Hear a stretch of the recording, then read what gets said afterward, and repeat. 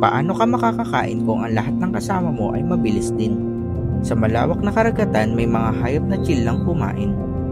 Ito ang mga sailfish na umaabot ng 3 metro ang haba, built-in racing stripe, at ang attitude, kung hindi mabilis, hindi ko type.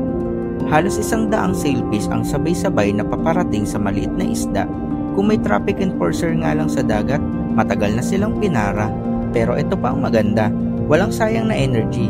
Itataas nila ang kanilang dorsal fin na parang group project na may uniform. Naka-formation pa talaga. Unti-unting napapalibutan ang mga maliliit na isda. Pero ang pinaka-astig, LED mode. Nagbabago ang kulay ng katawan nila. Bughaw, guhit-guhit, maitim. Ito ang secret signal ng isa't isa. Sa isang maling atake, pwede silang masaktan o masakmal ng sarili nilang teammate. Friendly fire is real, guys.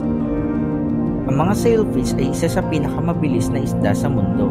Kayang umabot ng 110 km/h kapag lumalangoy, parang sports car sa dagat. Habang trabaho sila sa ilalim, sa taas naman may seabird na nakaabang.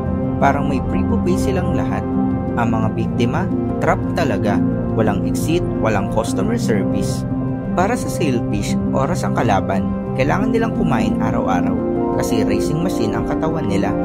Para bang gasolina nila ang mga maliliit na isda. Kaya halos buong buhay nila, tumatakbo sila sa karagatan.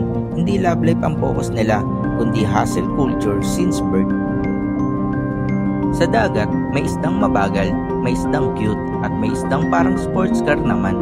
At ang sailfish, siya ang fast and furious ng ocean.